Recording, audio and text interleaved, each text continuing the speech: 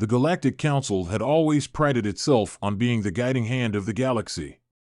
Established millennia ago by the oldest and most powerful species, it was designed as a platform where the various species of the galaxy could come together to discuss mutual interests, resolve disputes, and maintain peace. Through diplomacy, the Council had preserved a delicate balance of power among the diverse races, ensuring that no one species could dominate the others. But the arrival of humanity into galactic politics had disrupted that balance. Earth, once considered a backwater planet, had proven to be more than capable of holding its own against the galaxy's most advanced civilizations. Humanity, with its quick adaptability, technological ingenuity, and unyielding spirit, had risen from a fractured species on the brink of self-destruction to become a dominant force in the galaxy. And with that rise came a new message: humanity would not be involved in the Council's wars. The warning had been issued a dozen times in various forms, but it was always dismissed by those who thought humanity was just another naive species, too young and inexperienced to truly understand the complexity of galactic politics. The members of the Council species that had been around for centuries, some even millennia, couldn't fathom how such a young species could wield enough power and influence to make a difference.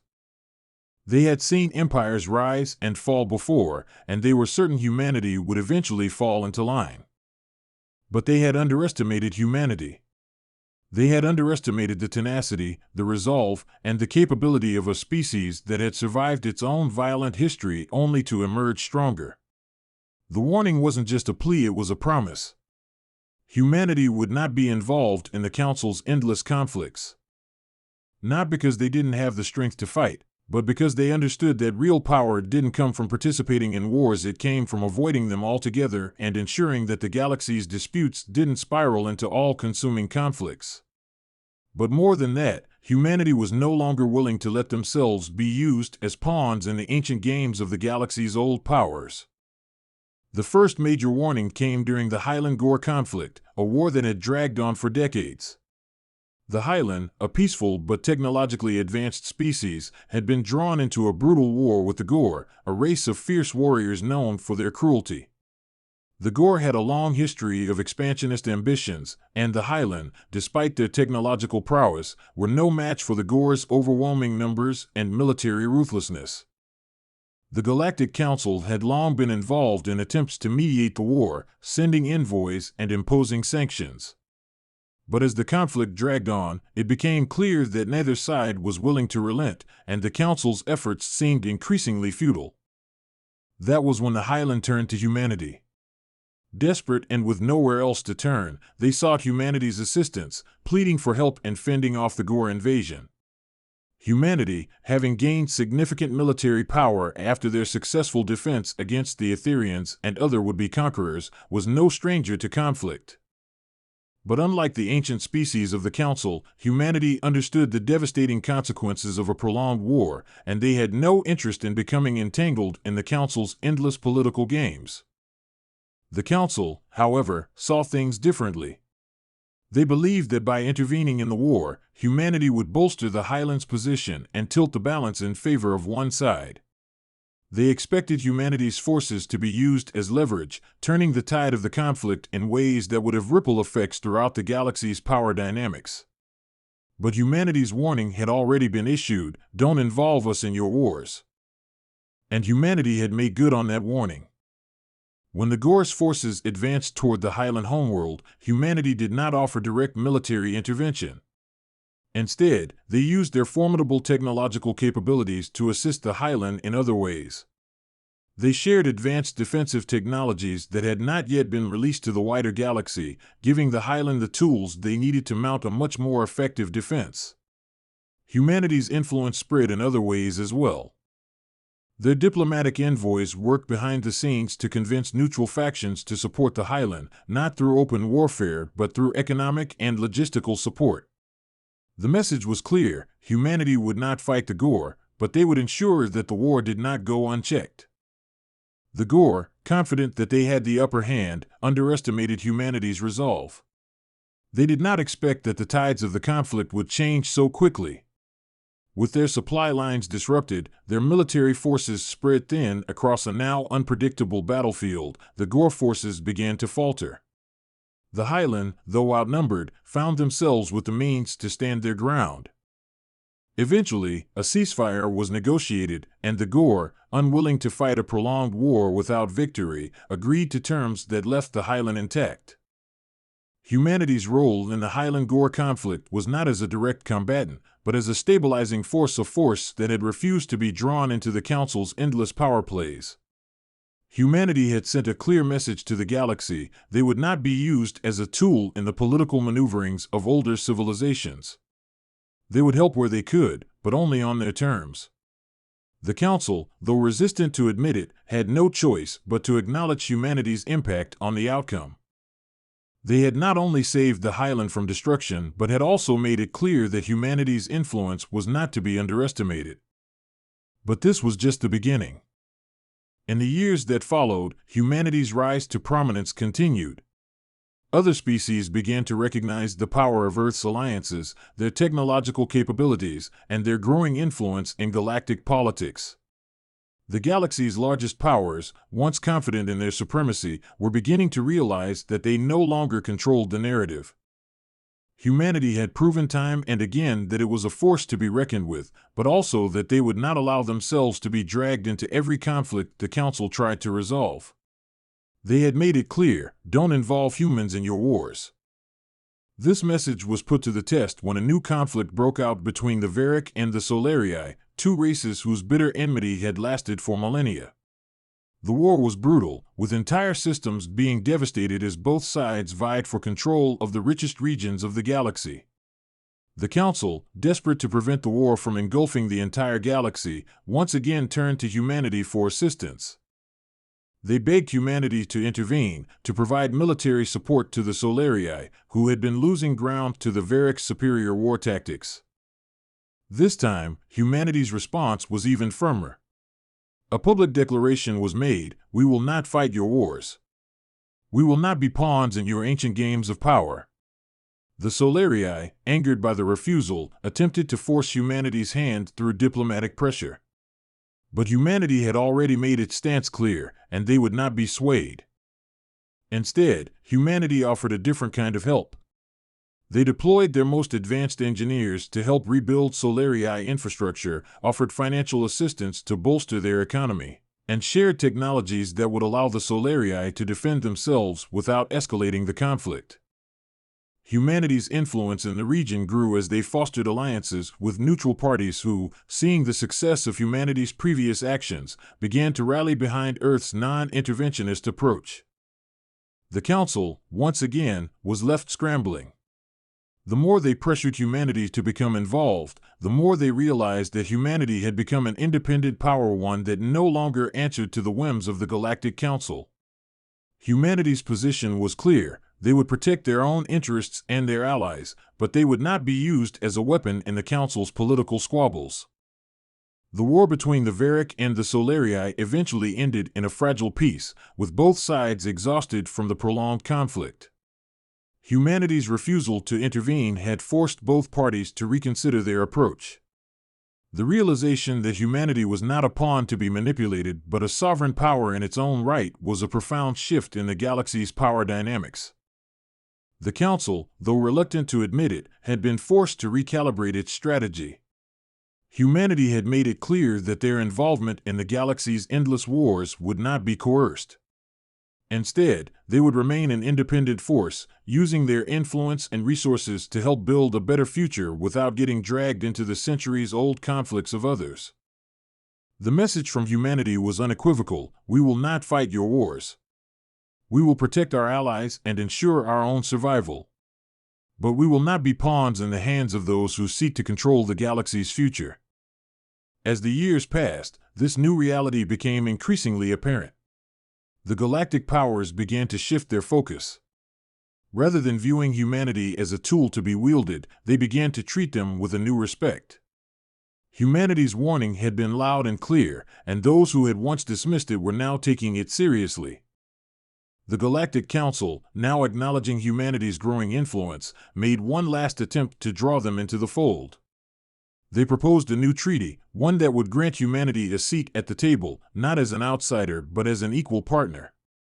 The treaty outlined the terms of a new era in galactic governance, where humanity would have the power to influence decisions without being directly involved in every conflict. Humanity, however, remained cautious. They accepted the seat, but they made it clear that their participation in the council would be governed by the same principles that had guided them so far. We will not be drawn into wars. We will act only in the interest of peace and stability. The other members of the council, while still wary of humanity's resolve, understood that the galaxy had irrevocably changed. And so, the galaxy entered a new era, one where humanity's voice was heard in the highest chambers of power, but their role in the galaxy was not defined by their military might or willingness to fight in the wars of others. Humanity had won the respect of the galaxy not through conquest or manipulation, but through their unwavering refusal to be drawn into endless conflicts. Their message had been heard loud and clear: don't involve humans in your wars. And the galaxy, now under the watchful eye of humanity, began to reshape itself according to the ideals that Earth had brought to the stars. Peace was no longer something to be negotiated, it was something to be defended. As humanity's influence in the galaxy grew, the delicate balance of power within the Galactic Council began to shift in subtle yet profound ways. The once unchallenged dominance of the ancient species, those who had ruled the stars for millennia, was now being tempered by the quiet, relentless expansion of human diplomacy, technology, and economic might. Their message had been delivered with force when needed, but it was their unwavering commitment to peace and independence that had truly reshaped the political landscape. Yet, even as humanity's diplomatic presence strengthened, a new wave of challenges began to emerge. While the council members were reluctant to openly acknowledge it, there were still factions within their ranks that viewed humanity's growing power as a threat, especially those who had long manipulated galactic conflicts for their own gain. They feared that the stability humanity was helping to forge would eventually disrupt their own power structures. The first signs of this opposition began to manifest during the negotiation of the Treaty of Galactic Peace, a historic accord that sought to ensure long-term stability among the major galactic factions. The treaty had been humanity's idea, one that recognized the importance of protecting both the sovereignty of individual species and the broader collective interest of the galaxy. Humanity's vision for peace was not one of coercion or domination, but of cooperation, where each species would retain its autonomy while contributing to a greater galactic framework. For many species, the treaty was a welcome development. The Kroth, a technologically advanced but peaceful race, quickly aligned themselves with humanity's vision. The Eeler, a nomadic species known for their vast knowledge and ancient traditions, also joined the agreement, seeing humanity as a stabilizing force. Even the once mistrusted Xylath, who had been on the fringes of galactic politics for millennia, found themselves drawn to humanity's non-interventionist yet steadfast approach. However, not everyone was pleased.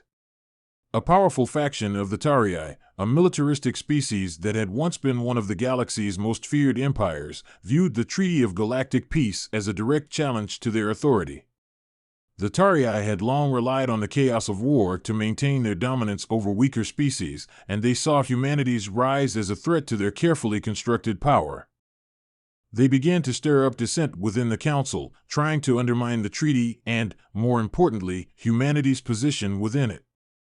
The Tarii's methods were subtle at first. They used diplomatic channels to sow discord, casting doubt on humanity's intentions and painting their non-interventionist stance as a form of weakness.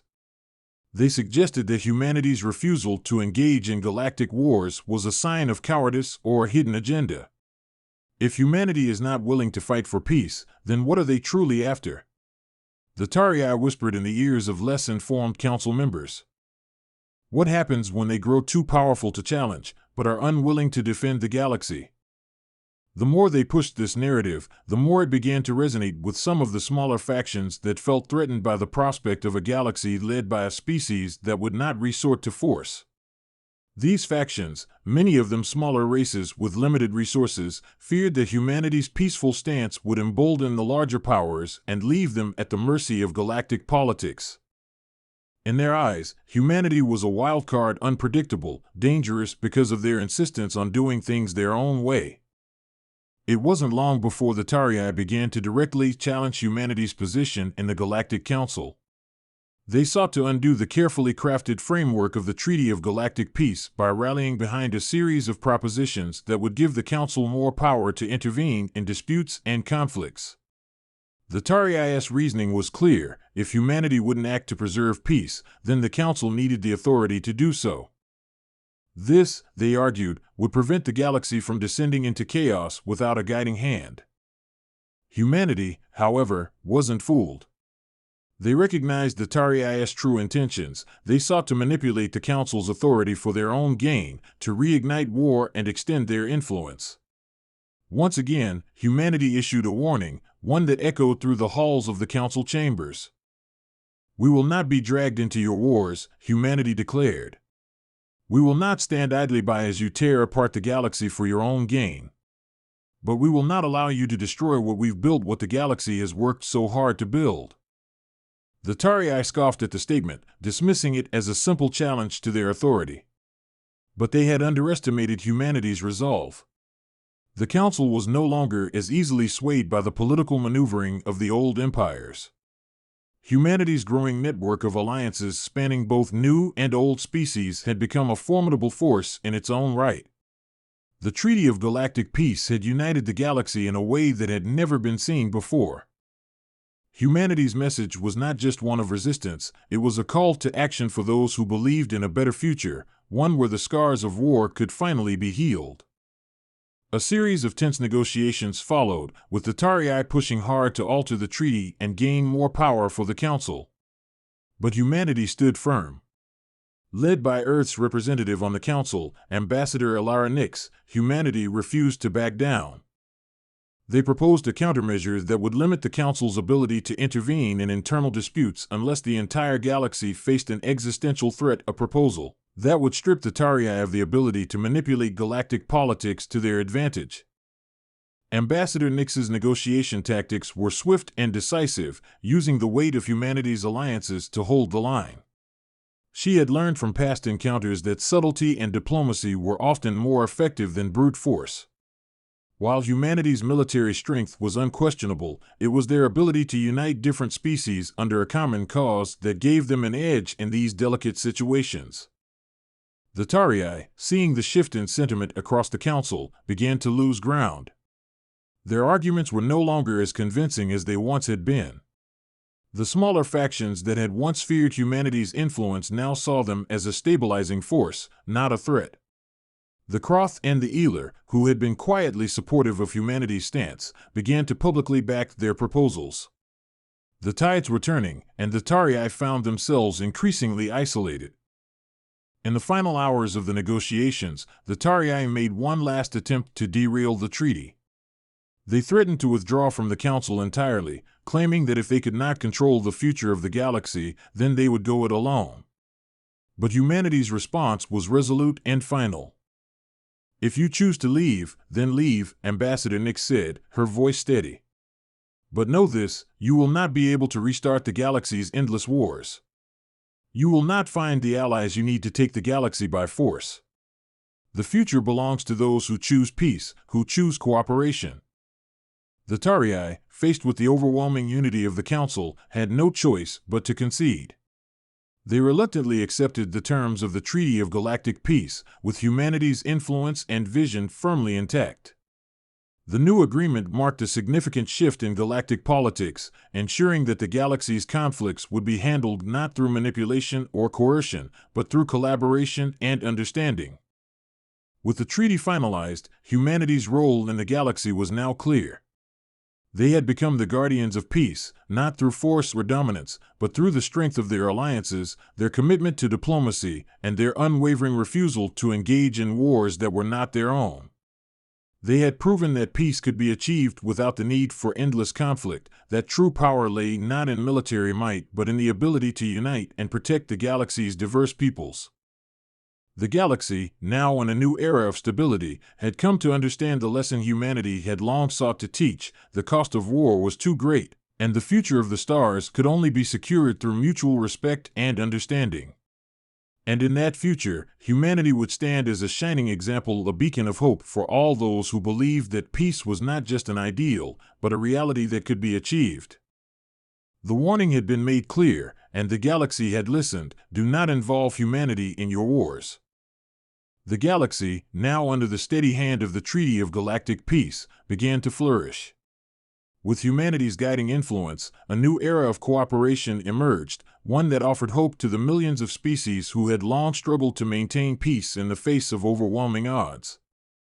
The Tari's withdrawal from the Galactic Council had shaken the foundation of the ancient powers, but it was a sign of something deeper. Humanity's message had not only been heard, but it had also been embraced by those who were tired of endless conflict and manipulation. While the Treaty of Galactic Peace offered a structure for cooperation, it also served as a reminder of the cost of war. The scars of the galaxy's history were still fresh, and many species were hesitant to trust the old powers.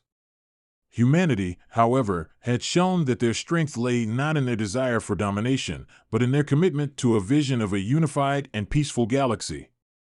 As the years passed, humanity's influence continued to grow, and they became central to the galaxy's future. But peace, as always, was fragile. As much as the treaty had created a framework for cooperation, it had also created new challenges. Not every species in the galaxy shared the same vision of peace, and not every faction was willing to abide by the new rules. The Tarii, while no longer a direct threat to the galaxy's political stability, had not given up on their expansionist dreams. They lurked in the fringes of the galaxy, building alliances with rogue factions, pirates, and mercenary groups, biding their time until they could challenge humanity and the New Order again. The first sign that the galaxy's peace might be in jeopardy came when reports filtered in of a sudden, mysterious attack on a neutral system on the outer edge of known space. The target, a once thriving trading hub known as Parthrax Station, was left in ruins, with entire fleets of merchant ships destroyed and civilians killed in cold blood. The attack was swift, brutal, and seemingly unprovoked, sending shockwaves through the galaxy. The Galactic Council convened immediately, but as usual, their efforts were mired in bureaucracy and indecision. The Tarii, though officially part of the Council, remained distant, offering only vague assurances that they had nothing to do with the attack.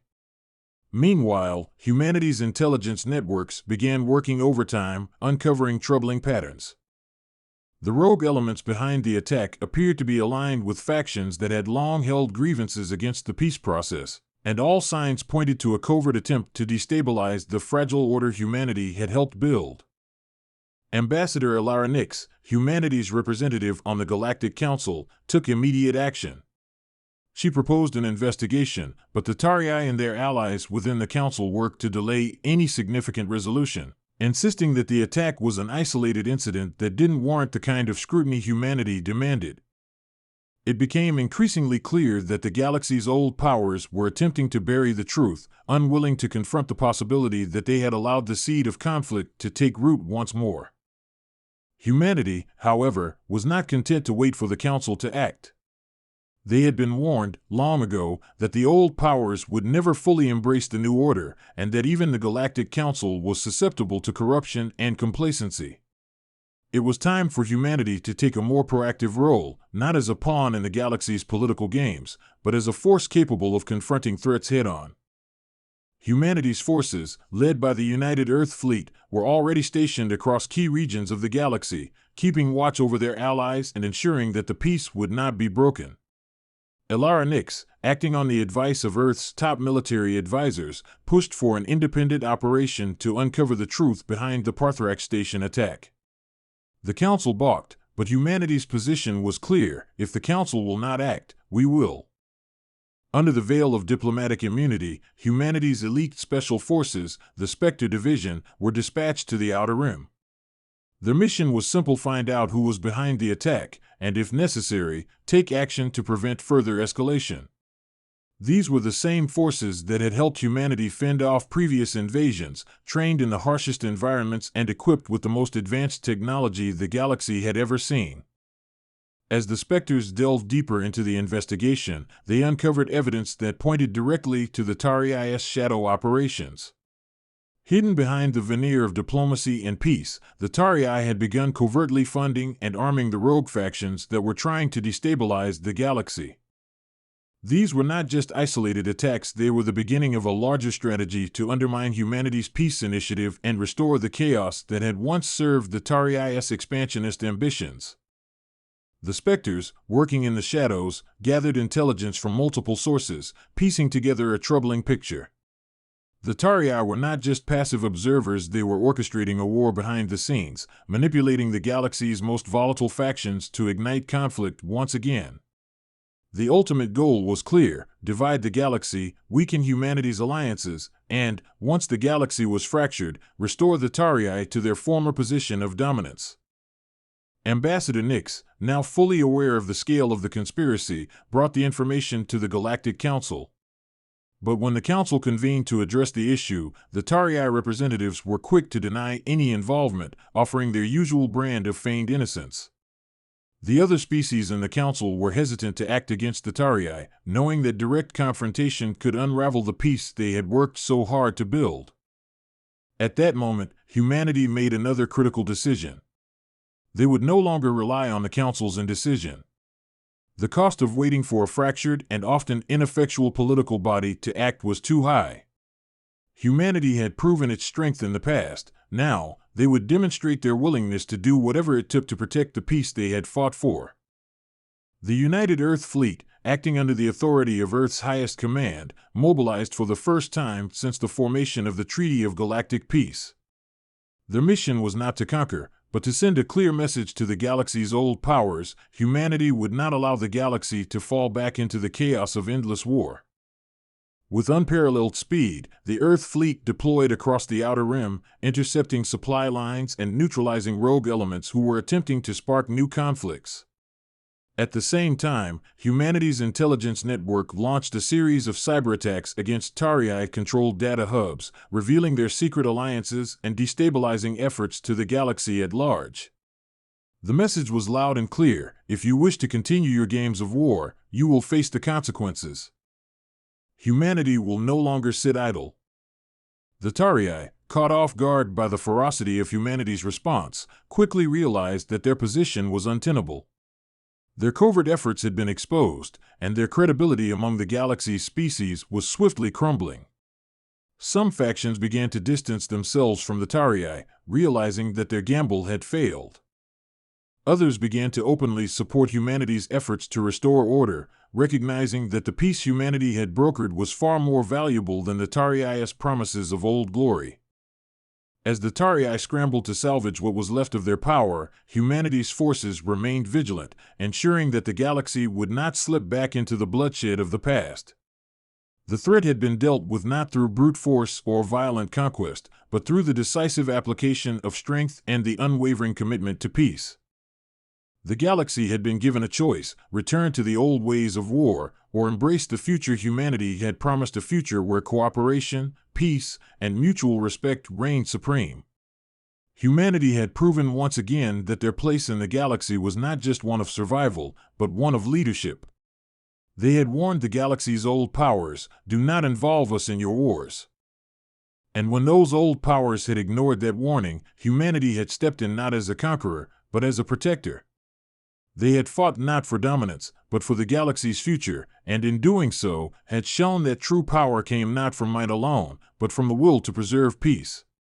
The galaxy, though scarred by its history, had been given a new chance, a chance built on humanity's vision of a brighter, more united future. And in that future, humanity would stand as its steadfast guardian.